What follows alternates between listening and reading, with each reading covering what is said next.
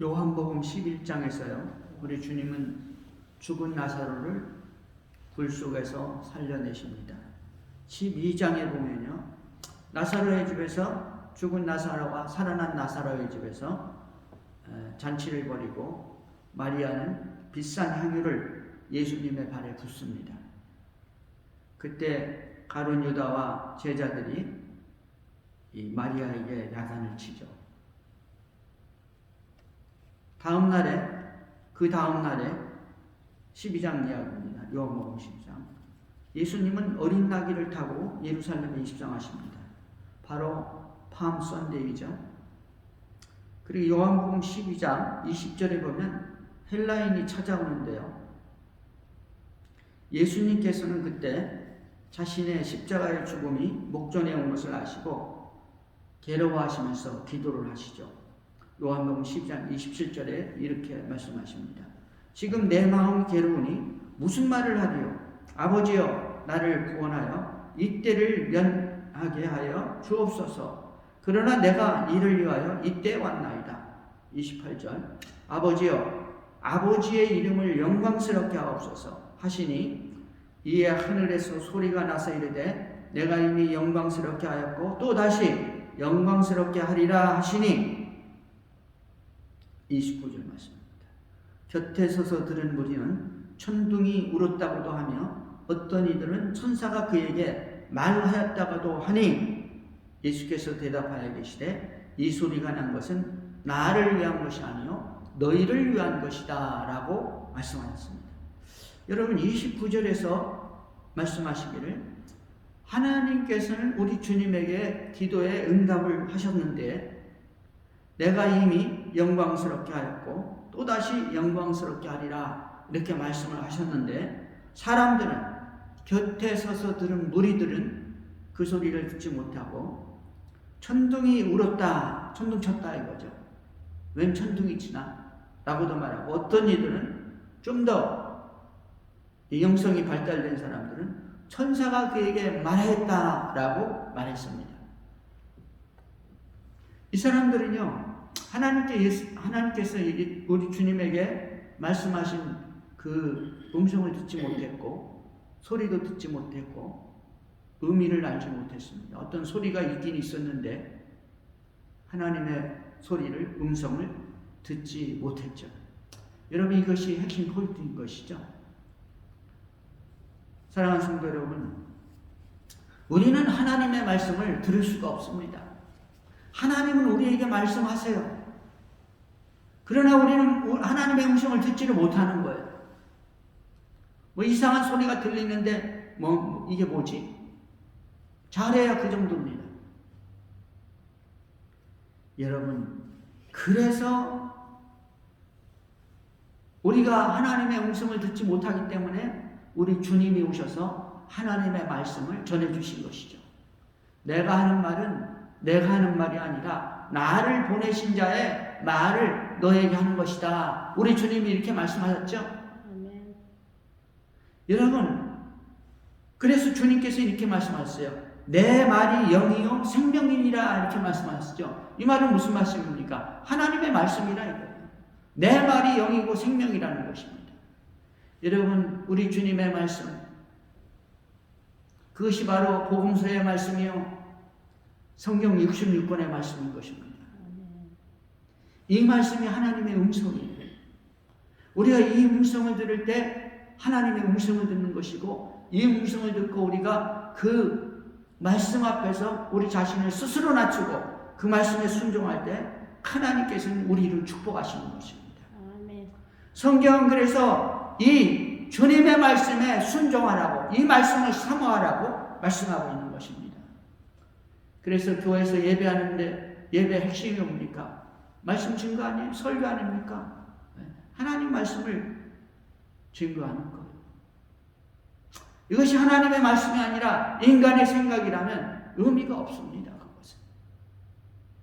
예배는 예배인데 진정한 예배가 아니죠. 그것은. 예배라고 하나님 앞에 예배가 아닙니다. 할렐루야. 우리는 이 하나님의 말씀을 사모해야 될 줄로 믿습니다. 여러분, 우리 지난 시간에 이 쓴뿌리에 대해서 말씀드렸는데요. 이 쓴뿌리가 많을수록 결과는 무엇이냐? 쓴뿌리가 많으면 절대로 성령의 열매를 맺을 수가 없고 성령의 은사를 받을 수가 없고 그리고 하나님의 선한 축복을 맛볼 수가 없습니다. 하나님의 선한 축복, 여러분 우리는요 어떤 고난과 환난이 있어도 하나님의 이 선한 축복을 맛본 자들은요 이 심령 속에서 기쁨이 넘치는 거예요. 성령 하나님이 함께 하시거든요. 하나님이 나와 함께 하는데 무엇을 두려워하겠습니까? 무슨 질병을 두려워하겠어요? 환난이나 고난을 두려워하겠습니까? 이 하나님의 선한 축복을 맛볼 수가 없다고. 쓴뿌리가 많을수록. 그렇기 때문에 이 선한 축복을 맛보지 못하는 자들은 절대로 감사할 수가 없어요. 하나님 앞에 감사가 나올 수가 없는 것이죠. 감사가 많을수록 성령이 함께 하십니다. 그것을 아는 분들이죠. 성령의 은사는 30가지 정도가 있다고, 이상이 있다고 말씀드렸습니다. 그 중에서 예언의 은사를 이 성경에서는 중요시 여기고 있는데요. 고린도서 14장 1절은 이렇게 말씀합니다. 사랑을 추구하며 신령한 것들을 사모하되 특별히 예언을 하려고 하라, 이렇게 말씀하셨습니다. 사랑하는 성도 여러분, 어떤 은사가 있어도 사랑이 없으면 그것은 의미가 없다고 했습니다. 사랑이 없으면 그것은 의미가 없어요. 그래서 신령한 것들을 사랑을 추구하며 신령한 것들을 사모하되 예언을 하려고 하려고 하라 말했습니다. 그러면 예언을 하는 이유에 대해서, 그 목적에 대해서 성경은 말하기를 덕을 세우며 권면하며 위로하는 것이다 말씀하셨습니다.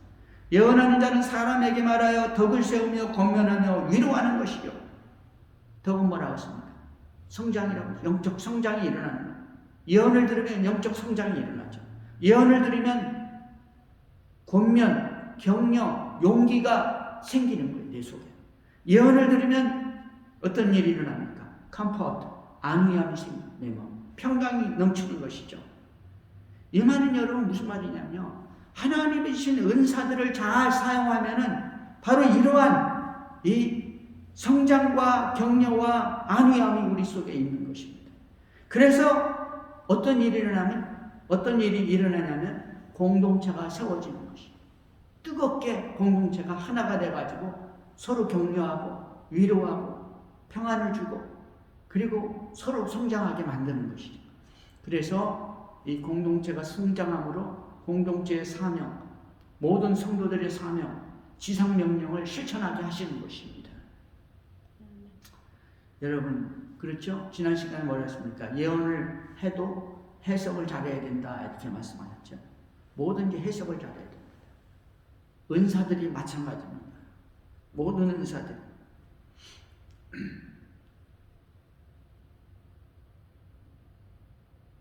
모든 은사에, 예언의 은사의 예를 들어서 모든 은사의 가짜인가 진짜인가를 우리가 알 수 있는 길은 그 은사를 통해서 과연 신앙이 성장이 있는가, 그리고 권면이 있는가, 위로가 있는가, 그리고 이 컴포트, 평강이 있는가, 그것을 잘 보라고, 그것을 잘 설치를 해가지고 조사를 해서 뭐랬습니까?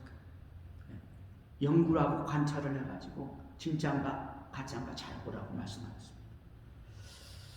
여러분, 이 쓴뿌리는요, 진실된 믿음이 생기지 않습니다. 믿음이 생기지 못하게 만드는 거예요, 이 쓴뿌리가. 그래서 성경 전체에서는 이 쓴뿌리를 뽑아내야 된다는 것이. 신약성경은 물론이고 구약성경도 마찬가지입니다. 너희 마음속에서 이 쓴뿌리, 악한 것들을 다 뽑아내야 믿음이 생긴다는 것이죠. 쓴뿌리가 있으면 열매도 은사도 선한 축복도 없습니다. 하나님의 진실된 사람들의 믿음 생활을 보면 쓴뿌리가 없는 사람들은요, 보이는 것, 나타내는 것에 관심이 없어요. 수고하고도 나타나지 않습니다. 해놓고도 숨어버리죠. 기도하고도 헌신 봉사하고도 헌금하고도 나타나지 않아요. 자기를 나타내지 않습니다. 그 쓴뿌리가 많은 사람은 한 것도 없이 나타내려고 그러죠. 진실된 믿음의 사람들에게 하나님께서는 약속을 주셨는데 하나님 나라의 유업이 그들의 것이다 라고 말씀했어요. 그런데 문제는 무엇이니까 초대교회에 많은 이 교회들이 예수 믿고 구원을 받고 성령이 함께 하심에도 불구하고 그렇지 못했어요. 믿지 않을 때 가지고 있던 5만 가지 쓴뿌리들을 다 가지고 있었습니다. 갈라디 교회의 문제점이 무엇입니까? 갈라디아서 5장 19절에서 이렇게 얘기하고 있어요. 음행, 더러운 것, 호색, 우상숭배, 주술, 원수 맺는 것, 분쟁, 시기, 분냄, 당짓는 것, 분열, 이단, 투기, 술 취함, 방탕, 이와 같은 것들. 이런 일을 하는 자는 하나님 나라의 유업을 받지 못한다 그랬죠. 유업이 없어요. 유업. 인헤리턴스. 유산입니다.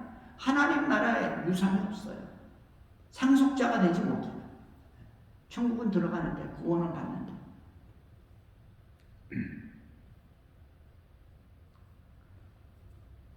사도 바울은요 갈라디아 교회를 향해서 이 쓴뿌리 다 없애라는 겁니다. 물론 모든 교회를 향해서죠.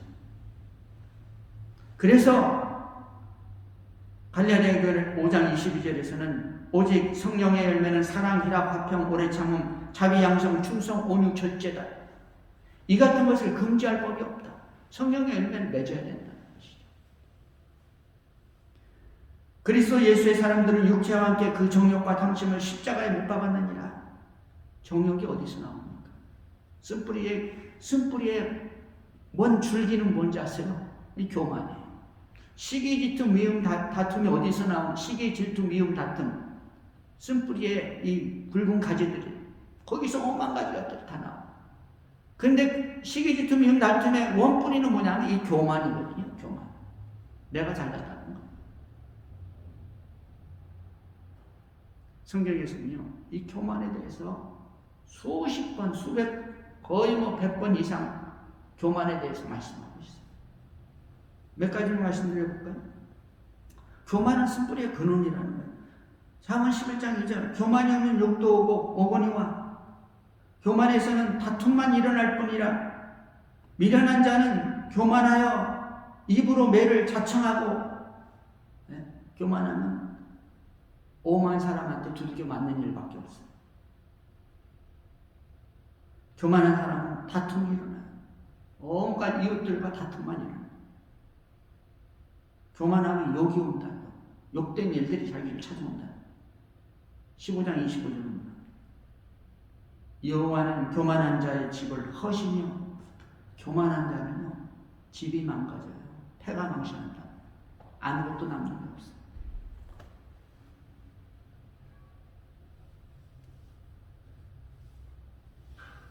갈라디아 교회 문제점. 고린도 교회도 문제가 있었죠. 고린도 교회 5장 6장에 보면 그 문제점이 뭐냐니까 분쟁, 시기, 질투, 분쟁, 우상 숭배, 호모섹스, 도둑질, 탐남, 술 취하고 장녀와 관계하고 하나님 이런 사람들은요 법적으로 하나님의 자녀가 됐어. 그렇지만 영적으로는 아직도 어린아이. 세상 것을 가득 차 있어요. 영적으로는 어린아이. 교만하고 시기하고 질투하고 분쟁 많다. 그 얼마 후에 이렇게 말하고 너희가 신앙생활 잘하라고 말했는데 고린도후서 12장 20절에 보면 또 뭐라고 되니까 다툼, 시기, 분냄, 당짓는 것, 비방, 수군거림, 거만함, 혼란, 더러움, 음란함, 호색함. 이 고린도 전서에서 말씀했던 거의 비슷한 모든 것들이 아직도 남아있다. 너희한테 아직도 그렇게 말했는데도 여전히 그런 쓴뿌리 있는 사람들이 너무 많다. 이런 사람 하나님 나라에 유업이 없다. 고린도 교회도 마찬가지죠. 문제점이 많습니다. 바울은 하나님은 주님께서 말씀하기를 쓴뿌리 제거하여 너희의 신앙의 축복이 달렸다는 것입니다. 예배소 교회의 문제점은 뭡니까? 예배소 교회 안에서는요, 싸움, 분쟁, 분리가 많이 나타났어요. 그래서 편지를 쓰는데, 야, 너희 가운데 똑똑한 사람이 너무 많다. 이게 뭐냐니까 예배소 그 도시가 그 당시에 아주 큰 도시 중에 하나였거든요. 아주 강력한 도시였습니다. 그래서 똑똑한 사람이 많았어요. 그래서 그 안에 분쟁이 많았습니다. 그래서 주 안에서 갇힌 내가 첫 번째 감옥에 갇혔을 때 이제 바울이 너희를 권하노니 너희를 권한다.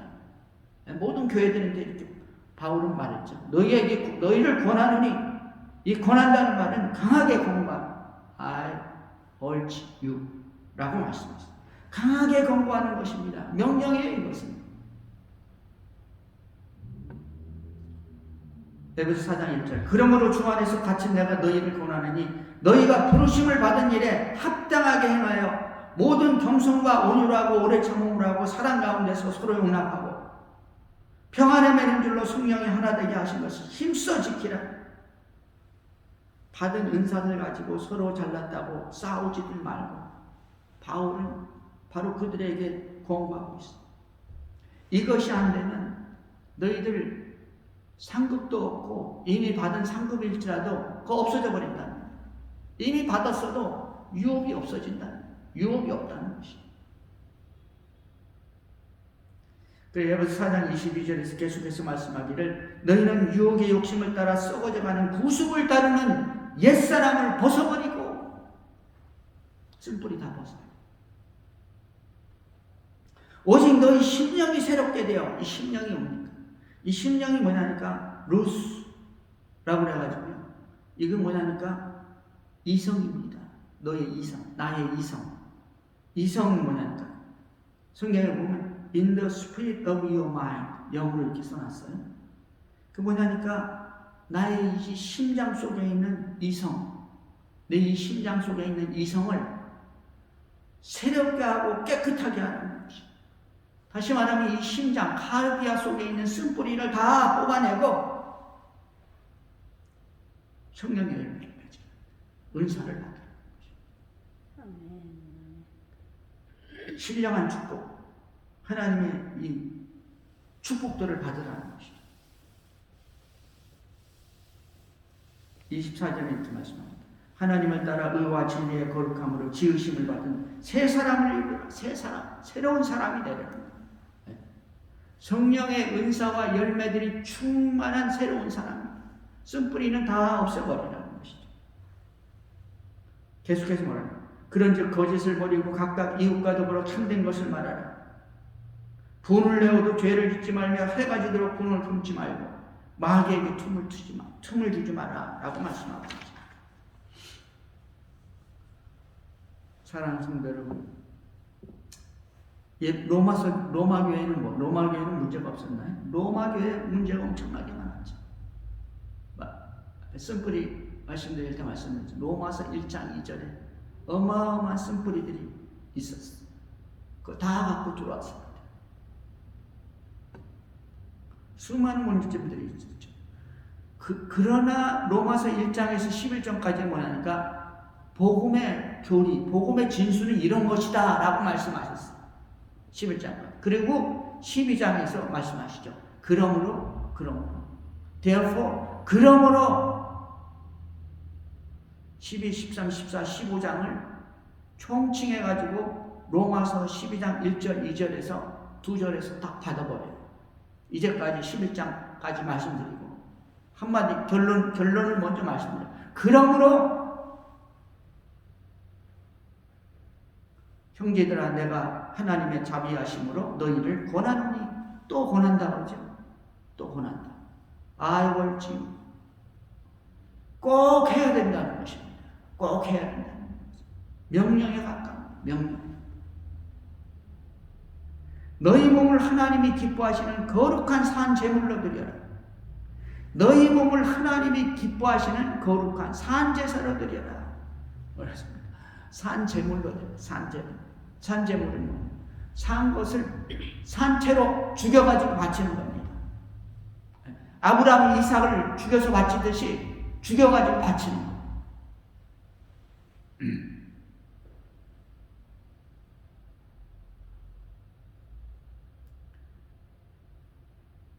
너희 몸을 하나님이 기뻐하시는 거룩한 산제물로 드리라. 죽어야 된다는 것이죠.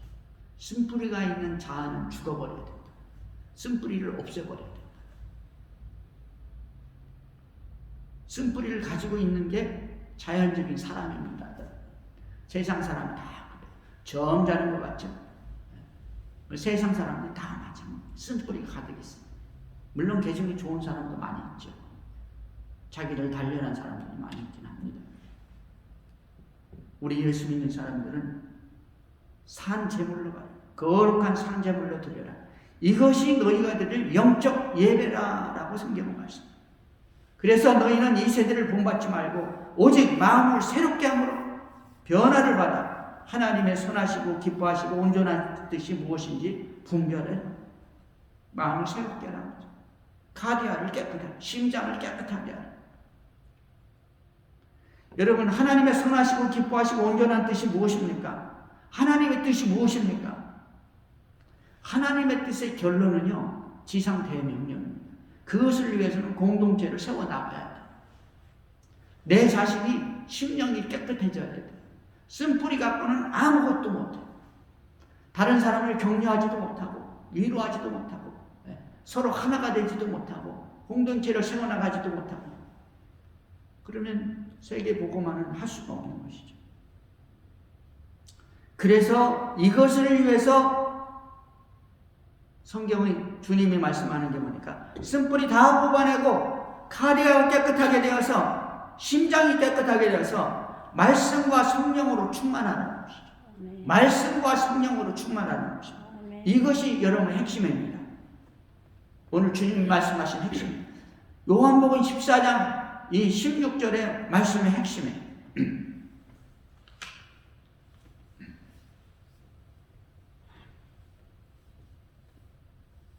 우리 예수님은요, 이 사도들의 마음속을 다 알았어요. 물론 우리 성도들의 마음을 다 알죠. 이 심장, 하트 속에 있는 걸 다 알았다고요. 그 속에 있는 더러운 것들, 쓴뿌리들을 다 알았어요. 그래서 주님께서는 너희들 그대로는 세계 복음화는커녕 아무것도 하지 못한다. 12명 너희들끼리 120명 너희들끼리 모여가지고 지지고 볶고 분쟁하고 분리하고 그러고 끝난다. 자중질환으로 아무것도 못한다는 것이죠. 그래서 심장의 쓴뿌리를 제거하고 심장을 깨끗이 해가지고 해야 되는데 어떻게 해야 되느냐? 우리 주님이 오늘 본문의 말씀이에요. 그것이 어떻게 해야 되느냐? 요한복음 14장 16절이죠. 내가 아버지께 구하겠으니 그가 또 다른 보혜사를 너희에게 주사 영원토록 너희와 함께 있게 하리니. 여러분, 바로 이것입니다. 또 다른 보혜사입니다. 예수 믿음 뭐랬습니까? 성령이 하트에 오시죠? 카르디에 오시죠. 성령이 오셔가지고 우리와 함께 하시는 거예요. 근데 그 성령이 우리를 구원시켜주는 겁니다. 구원의 영이에요. 구원의 영. 근데 오늘 성경은 말하기를 또 다른 보혜사라고 했어요. 또 다른 보혜사. 또 다른 보혜사라고 했어요. 이 성령은 성령인데 또 다른 보혜사라고 말씀하십니다. 또 다른과 보혜사가 핵심이 있어요. 또 다른 뭐니까? 알로스. 헬라어로 알로스인데 이것은 영어로 another라고 표현했습니다. 또 다른 하나예요. 여러분, 이것은요, 이 알로스는 뭐냐면 본질은 같은데 기능이 달라요. 같은 성령이신데 기능이 다르다고. 기능이. 펑션이 달라요. 하는 일이 다르다. 원래 이 성경에서는요, 이 성령을 말할 때 뭐라고 말하냐니까 푸뉴마라고 말해요. 푸뉴마. 이게 원래 성령입니다. 본체적 성령. 성령. 이것이 구원의 영이십니다. 근데 이거 말고 오늘 성경은 말하니까 another, 또 다른 영. 알로스라고 표현하고 있어요. 본질은 같은데 기능이 다릅니다. 오늘 성경에서는 이 헬라어로 또 다른 보혜사를 뭐라고 하니까 파라크레토스라고 말합니다. 파라크레토스. 이 파라라는 말은요, 여러분 잘 아는 이 파라처치라는 말 있잖아요. 파라처치. 이게 뭐냐니까 교회는 교회인데 교회가 아니야. 파라처치입니다. 이 파라라는 말은 함께 있다는 소리야. 옆에 함께 있다는 말입니다. 여러분, 교회는 보통 보이는 교회를 처치라고 그러죠. 보이지 않는 교회들이 있어요. 파라처치라고 그래요. 이게 뭐냐니까 교회와 함께 있으면서 협력하는 이 기관들입니다. 주로 선교기관들이죠. 교회 옆에서 함께 가는 교회들이에요. 파라, 옆에서 함께 간다 이 말이죠. 그 다음에 크레토스는 뭐냐니까 크레토스라는 말은 초청과 부르다라는 말이 있어요. 초청, invite, 부르다, call이라는 말이 있는데요. 여기서 쓰인 파라크레토스, 크레토스는 수동형으로 쓰였습니다. 수동태예요. 그래서 초청을 받다, 불림을 받다 이런 의미입니다. 초청을 받다, be invite. 불림을 받다, be called예요.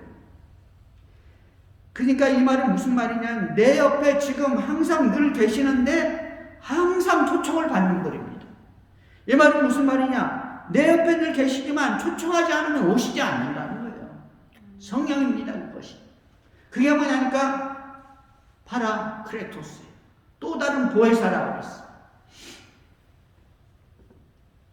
우리가 항상 이리 와서 도와주세요. 저에게 오시옵소서. 제 마음에 들어오시옵소서. 그리고 함께 해주세요. 그리고 도와주세요. 이렇게 하실 때 도와주시고 나와 함께 하신다는 거예요. 아멘.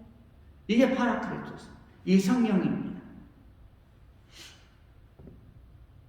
이 파라크레토스는요, 영어에서 뭐래요? 헬퍼라고 되어 있죠. 돕는 분이에요. 와서 도와주는 분. 두 번째는 에드보케이터라고 되어 있어요. 변호사입니다. 다른 또 성경에서 뭐라고 되어 있습니까? 대변자, 대언자라고 되어 있어요. 요한일서 2장 1절에서는 대언자라고 되어 있죠. 오늘 본문 14장 6절은 말합니다. 그가 또 다른 보혜사를 너희에게 주사. 이 또 다른 보혜사가 오셔야 돼요. 그래야 쓴뿌리를 다 뽑아버릴 수 있다는 거예요. 영원토록 너희와 함께 있게 하시니 영원히 함께 있게 하셔야지 그 쓴뿌리가 나올 때마다 뽑아버려. 나오려고 그러면 발로 밟아야 돼. 누가 오셔서 영원히 함께 계시는 파라크레토스가 오셔가지고 영원토록 너희와 함께 있게 하리니라고 그랬는데요. 여기서 영원토록 너희와 함께 있게 하리라는 말씀에 대해서 잠깐 말씀드리면 영어로 뭐라고 되냐니까요. It may be with you forever. 영어를 조금 이렇게 보면은 우리가 가지고 있지 않는 의미를 우리가 알 수가 있어요. may라는 조동사를 사용했거든요. He may be with you forever. 이 조동사, 여기서 무슨 의미냐니까 항상 내 옆에서 내가 모시나 안 모시나 와서 돕는 분이 아니라는 거예요. 항상 내 옆에 있는데 항상 와서 돕는 분이 아니에요. 이 말은 무슨 말이냐? 내가 구할 때 바로 그때 오셔가지고 나를 도와주신다는 거예요. 그래서 매일하는 조동사를 사용한 겁니다.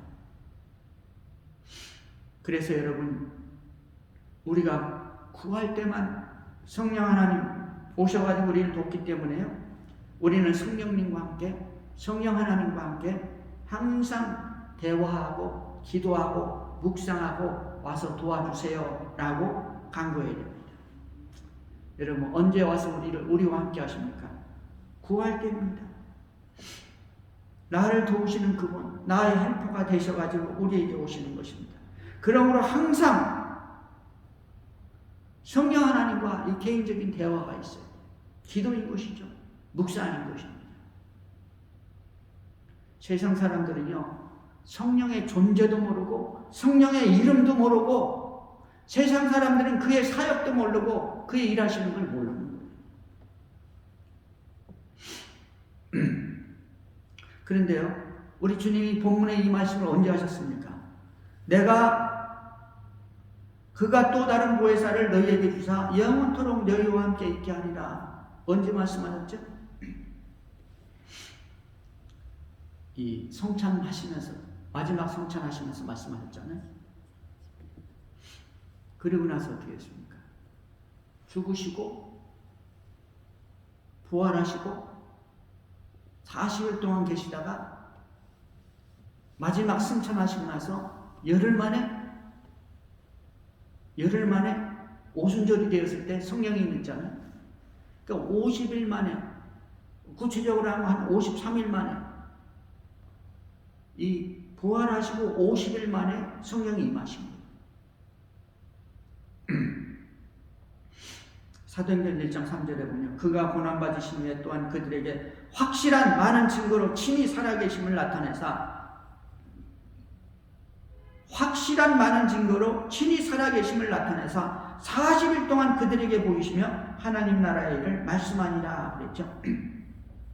확실한 증거를 보여주셨는데요. 뭐 잡수기도 하시고 대화도 하시고 같이 하셨잖아요.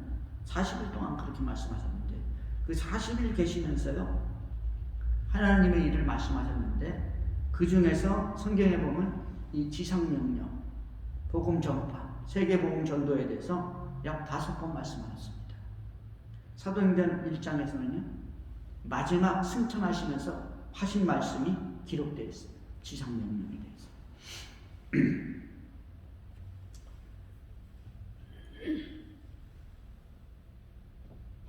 사도행전 1장 8절 오직 너희 성령이 너희에게 임하시면 너희가 권능을 받고 예루살렘과 온 유대와 사마리아와 땅끝까지 이르러 내 증인이 될 것이다 말씀하셨죠.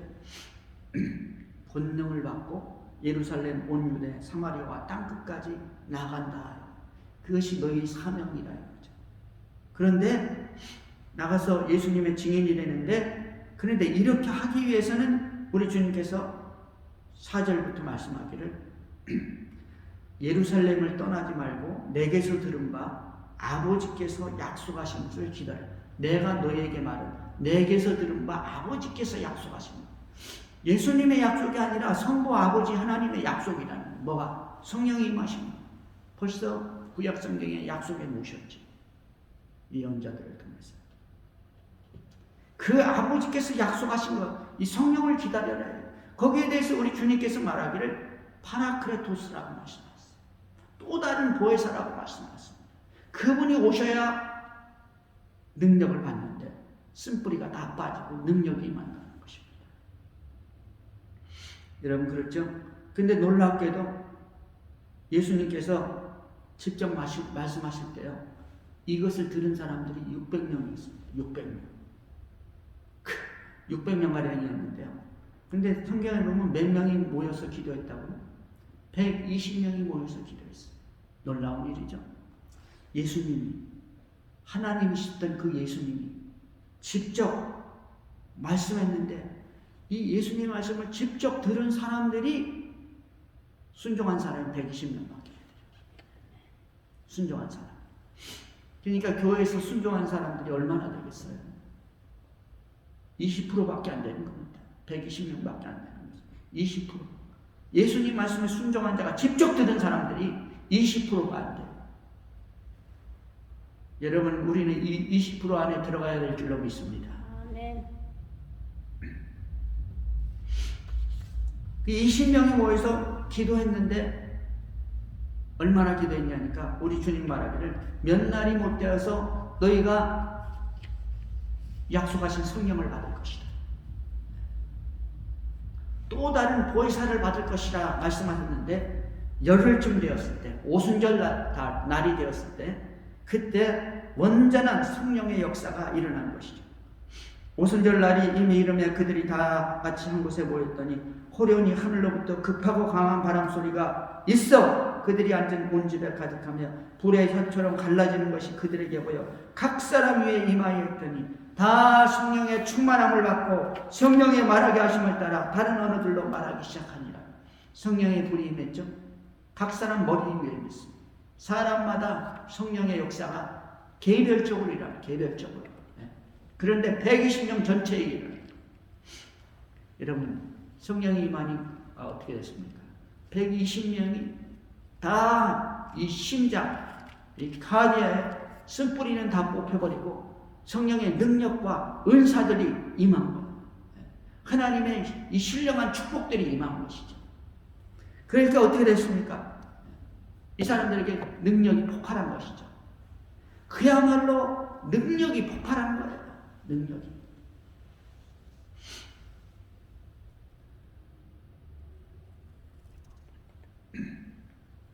능력이 많을까요? 쓴뿌리가 뽑히고 능력이 많을까요?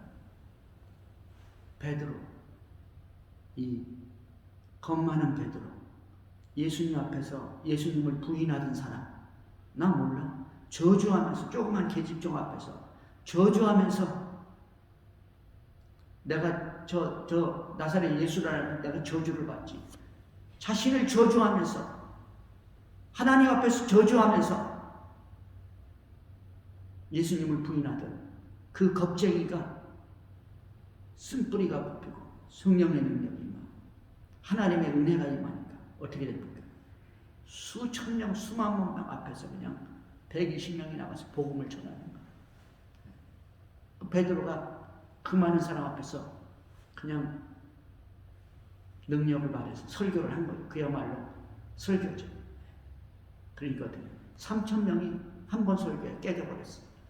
세례받아 봤어요. 세례받은 거. 여러분, 그렇습니다. 우리가 하나님의 은혜 속에서 하나님의 은혜 말씀에 순종하기 위해서는 우리 속에 있는 더러운 것들이 깨끗하게 됩니다. 그것은 첫째, 내가 그것을 알고 그것을 위해서 노력할 때 기도해야 됩니다. 기도할 때 역사는 이루어지는 것이죠. 하나님은 약속하셨기 때문에 반드시 주시는 것입니다.